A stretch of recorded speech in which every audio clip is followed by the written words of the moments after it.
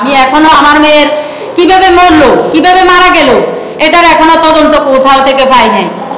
আমার একটা বিশ্বাস, যদি বড় হুজুরকে, দারওয়ানকে, শারমিন ম্যাডামকে তাদেরকে আইনের আওতা আনা হয়, তাদেরকে জিজ্ঞাসাবাদ করা হয়, একটা কিছু পাওয়া যেতে পারে।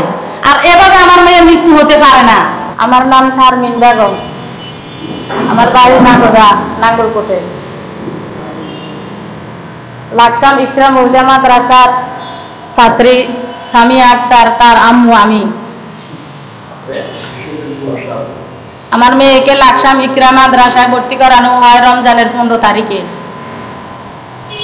পরবর্তী আমি ওরে নিয়ে যাই, বলছে যে মাদ্রাসা বন্ধ থাকবে। মাদ্রাসা খোলা হয়েছে 7 তারিখে, এপ্রিলের 7 তারিখে খোলা হবে। আমি আমার মেয়েকে 8 তারিখে দিয়ে গেছি। 9, 10, 11 তারিখে আবার আমার মেয়েকে আমি নিয়ে গেছি বাড়িতে। নিয়ে যাওয়ার পরে আমার মেয়ে বলছে যে ভালো লাগে না, আসবে না। পরে আমি আমার বোনকে, আমার মেয়ে, বড় মেয়েকে পাঠাইছি যে ও যদি থাকতে চায় থাকবে, আর ও যদি না থাকতে চায় ওরে নিয়ে চলে আসবেন। তখন আমার বড় বোন আমার মেয়ে আসতে, বড় হুজুরে এবং কি দারওয়ানে আমার বোনকে, আমার মেয়েকে টানা হেঁচড়া করে আমার বড় বোনকে, আমার মেয়েকে ফেলে দিছে, দরজার সামনে ফেলে দিছে। বড় হুজুরের কাছে আমার বড় মেয়ে কয়েকবার গেছে, বড় হুজুরে দেয় নাই, বলছে যে ও যেতে পারবে না, দিব না, ও যাবে না, তোমরা ওকে রেখে যাও, ওকে মার দাও। পরে আমার বোনে অনেকক্ষণ অপেক্ষা করার পরে চলে গেছে। চলে যাওয়ার পরে আমি রাতে আর ফোন দিই নাই। সকালবেলা মেয়ের ফোন দিছি, যে মেয়ে বলছে যে আম্মু আমি থাকবো। আর এর আগেও একটা ম্যাডাম ওরা টানা হেঁচড়া করে 5 তলায় নিয়ে গেছে। ওই ম্যাডাম, তার নাম ছিল শারমিন ম্যাডাম। ও আমার মেয়েকে টানা হেঁচড়া করে অনেক ইয়ে করে নিয়ে গেছে।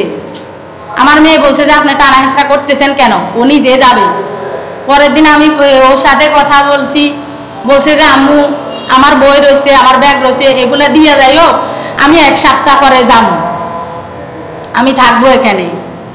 পরবর্তীতে 1 সপ্তাহের মধ্যে প্রত্যেক দিন আমার মেয়ের সাথে কথা হইতো, আমার কথা বলতাম, সকাল বিকাল কথা বলতাম, কথা বলার মধ্যে ছিলাম। বৃহস্পতিবারে আমার মেয়ের সাথে আমার কথা হয়েছে যে শুক্রবারে আসি, আমি আমার মেয়েকে নিয়ে যাব, যে আমার মেয়ে বাড়িতে যাবে শুক্রবারে, শুক্রবার থাকবে, শনিবার থাকবে, রোববারে তাকে দিয়ে যেতাম।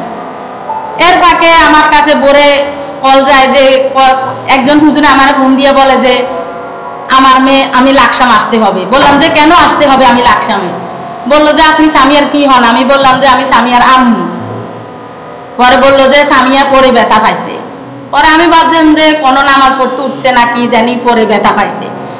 পরে আমি আবার হুজুরে ফোন দিলাম, যে হুজুরে বললো যে আপনার মেয়ে ঝাঁপ দিছে। আমি বললাম যে আমার মেয়ে এবার এই কাজ কখনো করতে পারে না, এটা আমার মেয়ে করবে না, অত বড় সাহস আমার মেয়ের হয় নাই, এভাবে কাজ করতে পারে না।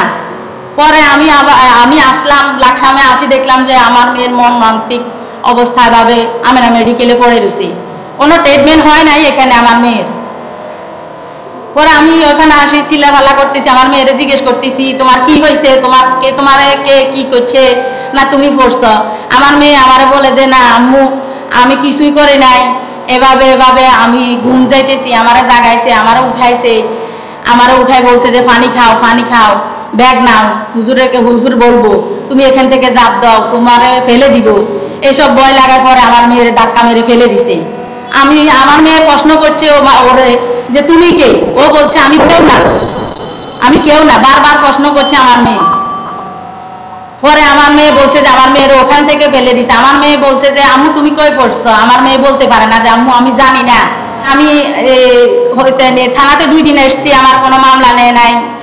এরপরেও গতকালকে ওরা ডাইকে আমার থেকে মামলা নিয়ে গেছে। আর আমি এখনো আমার মেয়ের কিভাবে মরলো, কিভাবে মারা গেল, এটার এখনো তদন্ত কোথাও থেকে পাই নাই। আমার একটা বিশ্বাস, যদি বড় হুজুরকে, দারওয়ানকে, শারমিন ম্যাডামকে তাদেরকে আইনের আওতা আনা হয়, তাদেরকে জিজ্ঞাসাবাদ করা হয়, একটা কিছু পাওয়া যেতে পারে। আর এভাবে আমার মেয়ের মৃত্যু হতে পারে না।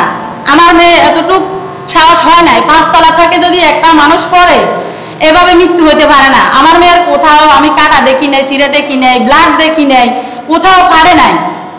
কিভাবে আমি বুঝবো যে আমার মেয়ে লাফ মেরে পড়ে মারা গেছে? আমি এখন আপনাদের কাছে, প্রশাসনের কাছে সঠিক বিচারের মাধ্যমে সুস্থ বিচার চাই।